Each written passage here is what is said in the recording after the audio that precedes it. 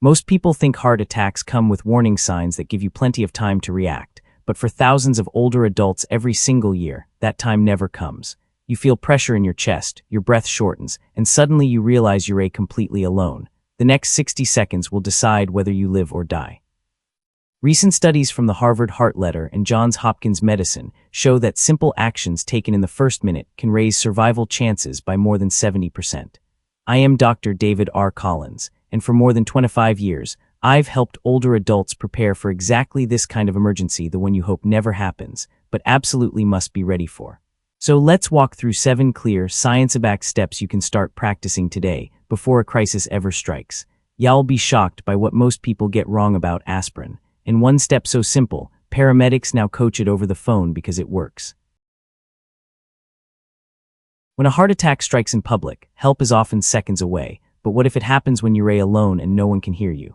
Every year, thousands of adults over 50 suffer what doctors call unwitnessed heart attacks.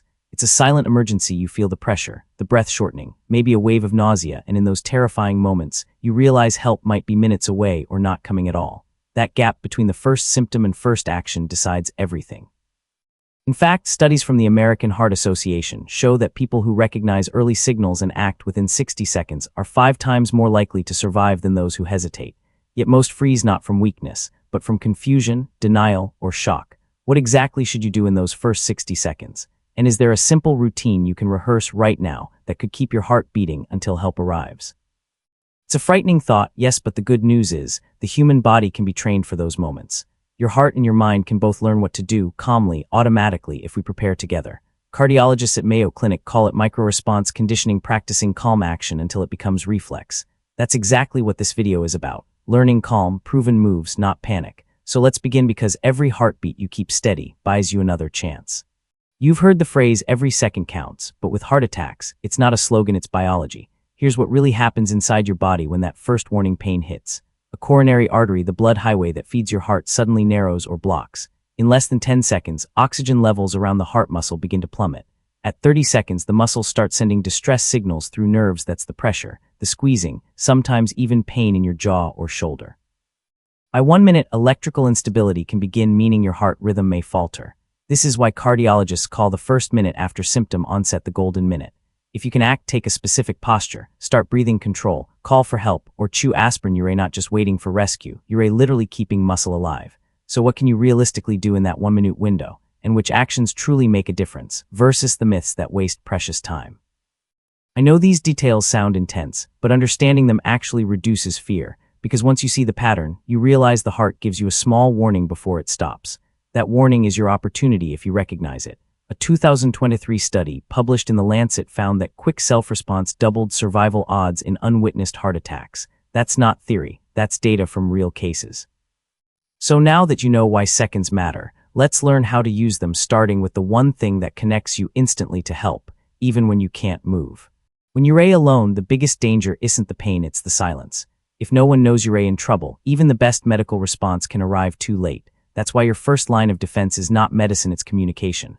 Think of it as building a personal rescue network that works automatically, even if you can't shout or reach your phone. Start with the simplest step. Keep your phone within arm's reach, always not across the room, not charging in another area. Set emergency contacts on speed dial, press and hold 5, or whatever your model allows, to call instantly. On smartphones, enable SOS shortcuts. Both iPhone and Android allow sideband activation that calls emergency services silently.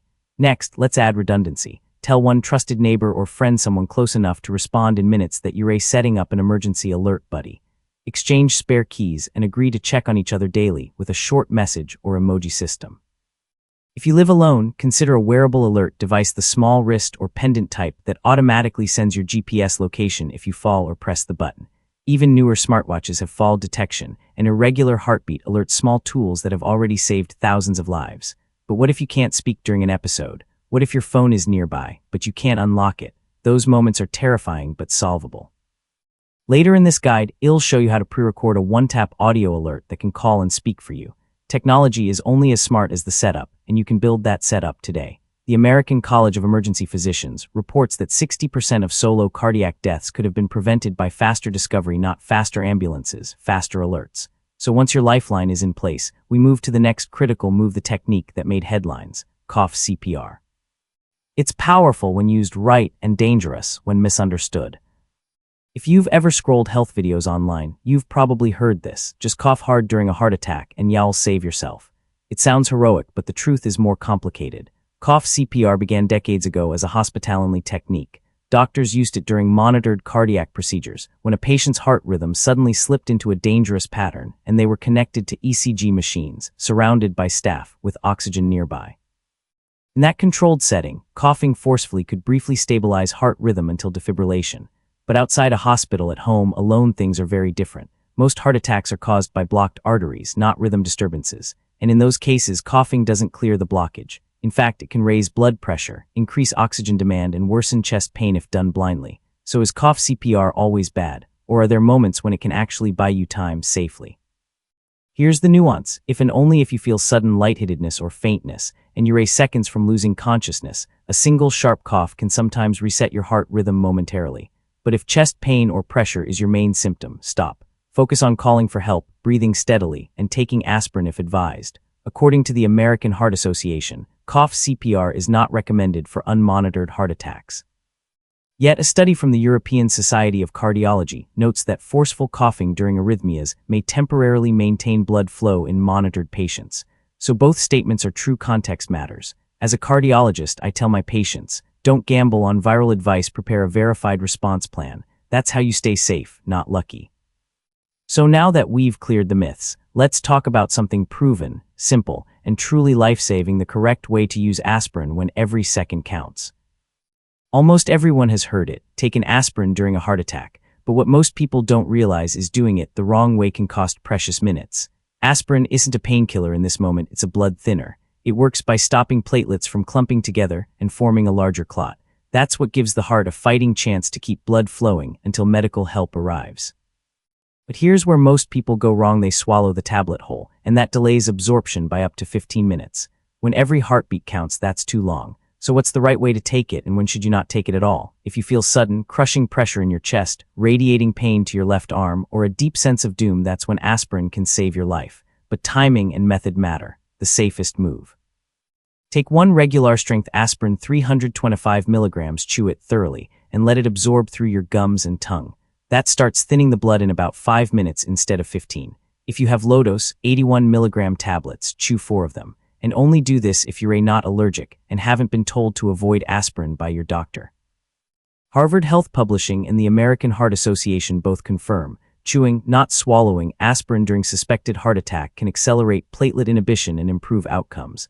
That's simple science, not internet advice. I always tell my patients, keep one small pack of aspirin on your nightstand, in your kitchen, and even in your car. When panic hits, you won't be searching, you'll be acting.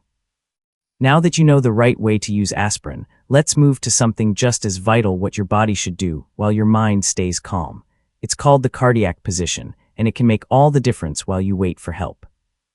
In those first moments of a heart attack, your body is fighting for balance, oxygen, blood flow, rhythm, and how you position yourself can decide how well that fight goes. Most people instinctively lie flat when pain hits, thinking rest will help, but that's actually the worst thing to do. Lying flat can make it harder for the lungs to expand and can increase pressure on an already struggling heart. Here's what cardiologists teach in emergency response. If you're alone and feeling symptoms, sit upright, ideally against a firm surface like a wall or the back of a couch. Place your feet flat on the floor, knees slightly bent. This position keeps your diaphragm free so you can breathe more efficiently and reduces strain on your heart muscle. If you start to feel dizzy, lean slightly forward, resting your forearms on your knees. This helps blood return more evenly to the heart and brain. It also stabilizes your upper body if weakness sets in. But why does this simple position matter so much? And could lying down ever be the safer option? If and only if you begin to faint or lose consciousness, lying on your side may prevent injury from falling. Otherwise, remain seated, alert, and breathing steadily. Every clear breath keeps your oxygen levels up and buys your heart more time. The British Heart Foundation recommends the half-sitting position, torso at a 4 to 5 degree angle during suspected heart attacks to optimize blood flow and reduce cardiac workload. This small adjustment can literally make the difference between consciousness and collapse. I've seen this posture help countless patients stay stable until paramedics arrived. It's one of those quiet, powerful moves that costs nothing yet changes everything. And while your body holds that position, the next step is about your breathing, how you calm the panic and steady your rhythm from the inside out. When your heart starts racing, your breathing follows. And sometimes it's the panic, not the heart itself, that pushes you closer to danger. Here's something most people don't realize. During a heart attack, your breathing pattern can either help or harm you. Rapid, shallow breathing floods the blood with carbon dioxide and tightens chest muscles, making pain worse. But slow, deliberate breathing tells your nervous system, stand down, I am in control. This is where a simple technique called paced breathing can protect you. It doesn't stop a heart attack, but it keeps your body stable while help is on the way. Try this rhythm with me right now. Inhale gently through your nose for 4 seconds, hold that breath for 2 seconds, then exhale slowly through pursed lips for 6 seconds. That's 1 round. Do this 4 or 5 times. You'll notice your shoulders drop, your vision clears, and the pounding in your chest eases slightly. This controlled breathing supports blood pressure, improves oxygen flow, and reduces the surge of adrenaline, the hormone that can push the heart harder when you least need it. But can something as simple as breathing really affect survival rates? It can. A 2022 study in the Journal of Cardiopulmonary Rehabilitation found that slow-breathing techniques improved oxygen balance and reduced heart strain in cardiac emergency simulations. That's not theory, that's biology in real time. And remember, this technique isn't only for crisis moments. Practice it once or twice daily. The more familiar your body becomes with calm breathing, the faster it responds when stress hits automatically, like muscle memory. Many of my senior patients tell me this breathing routine not only steadied their heart, but also their confidence. And confidence in those moments can be medicine too. Now that you've learned to keep your body calm and your oxygen steady, the next move is about making sure help can actually reach you, even if your body can't move. Now that your heart is stable and your breathing is steady, there's one more danger left being unreachable. It sounds simple, but in real emergencies, locked doors have cost more lives than people realize. Paramedics often arrive in minutes but lose precious time breaking in. When seconds count, that barrier can be deadly. Here's what I teach every patient who lives alone or spends long hours unattended. First, unlock your main door the moment you suspect trouble. If you can, sit where you can still see or hear the entrance. It may feel strange, but it ensures help can reach you without delay. Second, turn on a hallway or porch light if it's night. That small glow becomes a visual beacon for emergency responders. Third, use your phone's voice assistant to your advantage. If you can't dial, activate commands like call emergency, text help, or a preset shortcut to alert your contact network. Modern phones respond even with locked screens if voice commands are enabled in advance. Fourth, if possible, tap the floor or wall to create sound. Neighbors often respond faster to repeated noises than to faint calls. What if you can't move at all? Is there still a way to be found? Even then, there's hope. Some smartwatches and alert pendants automatically detect when your heart rhythm becomes abnormal and send your live location to emergency services. That single feature has saved countless isolated adults who couldn't make a call. According to the American Emergency Access Journal, 1 in 3 delayed rescues during cardiac events involved locked doors or silent environments. Simply unlocking your door within the first minute can shorten rescue time by an average of 4 to 6 minutes, time that saves lives. I often remind my patients, your safety isn't just about your body, it's about making yourself findable. And once your lifeline to the outside world is open, there's one more tool many heart patients already have but rarely use correctly: nitroglycerin. Used right, it can ease strain and protect your heart. Used wrong, it can do harm. You've unlocked your door, signaled for help, now it's time to protect your heart itself. And if you've ever been prescribed nitroglycerin, this next part could literally decide the outcome. Nitroglycerin is one of the fastest-acting heart medications ever developed. It relaxes and widens your blood vessels, reducing the heart's workload and restoring blood flow when it matters most. But here's what most people don't realize: the way you take it determines whether it helps or harms. If you take it standing up, you risk an instant drop in blood pressure that can make you faint before the medicine even helps. So the very first rule is simple: sit down immediately. Rest your back, steady your breathing, and stay calm. Next, place 1 tablet under your tongue, not on top, not swallowed. Let it dissolve naturally. The small blood vessels under your tongue absorb the medication directly into your bloodstream, often within 30 seconds. If you swallow it, the effect can take 2 or 3 times longer, time your heart doesn't have. But how many tablets should you take? And what if it doesn't work right away? Here's where mistakes often turn deadly. Too many patients panic and take dose after dose. That can crash your blood pressure and stop your pulse. The correct approach is measured. Take 1 tablet, wait 5 full minutes. If your chest pain hasn't eased, take a second. After another 5 minutes, a third, and that's the maximum. If the pain is still there, call 911 immediately. Don't push further, because if the artery is fully blocked, more nitroglycerin won't reopen it. Harvard medical researchers found that patients who used nitroglycerin correctly within the first 3 minutes of symptoms had 6 to 7% higher survival rates than those who waited or misused it. That's a remarkable advantage, but only when it's taken properly. Also remember, never combine nitroglycerin with erectile dysfunction drugs like Viagra or Cialis. That mix can cause a fatal drop in blood pressure. And store your tablets in their original dark glass bottle. Heat and light destroy their potency in weeks. So remember, sit, stay calm, place it under your tongue, and follow the timing precisely. Because when every beat counts, precision is power. Now let's bring everything together in your final life-saving checklist. You've now learned the 7 techniques that can literally keep you alive until help arrives. But here's the truth: most people never realize knowledge alone won't save you, practice will. In real emergencies, the brain doesn't think, it reacts. Your memory narrows, your hands shake, and logic fades. That's why rehearsing these steps calmly and consistently is what transforms fear into survival. Start small. Each morning, run a 1-minute mental drill.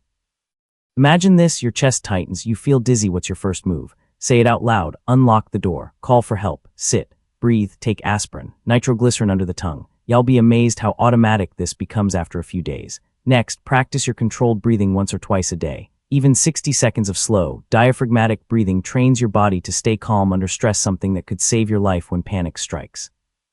Keep your emergency kit visible: aspirin, written address card, charged phone, and nitroglycerin. Place a bright label or small red sticker on the box, something easy to spot even when your vision blurs. Why does practice matter so much? Because every second your brain hesitates, oxygen loss continues. Without preparation, most people freeze.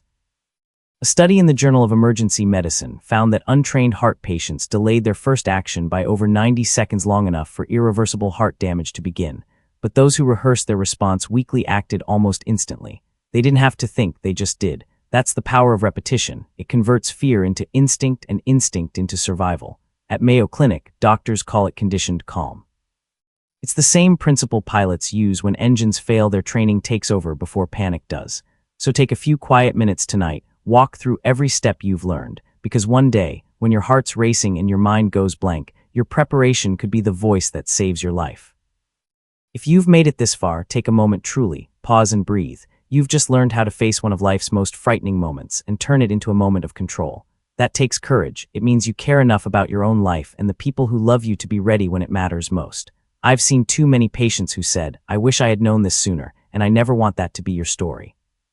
You deserve to live not in fear, but with calm confidence that you know what to do, even when alone. So here's my invitation, not just as a doctor, but as someone who truly cares. Share this video with one person who needs it, maybe a parent living alone, maybe a neighbor who's had heart trouble, maybe it's the message that saves a life. Remember, recognize the signs. Call for help early, breathe slow, sit in the cardiac position, take aspirin, use nitroglycerin safely, practice until calm feels natural. Each step is simple. Together, they create your personal survival chain, a chain strong enough to hold through panic and pain. Think about the future you're protecting, the next birthday you'll attend, the family dinner you won't miss, the sunrise you'll still be here to see. That's what this preparation is really about. You're not powerless, you're informed, and every informed person becomes part of the silent army preventing unnecessary loss. That's a legacy worth sharing. If this video helped you, let me know in the comments. Tell me which step surprised you most. And if you want more guides like this, practical, compassionate, and science-backed, subscribe and turn on the bell, because next week, we'll uncover the one daily habit that reprograms your heart rhythm for protection. Until then, stay calm, stay prepared, and remember, preparation is the most powerful form of hope.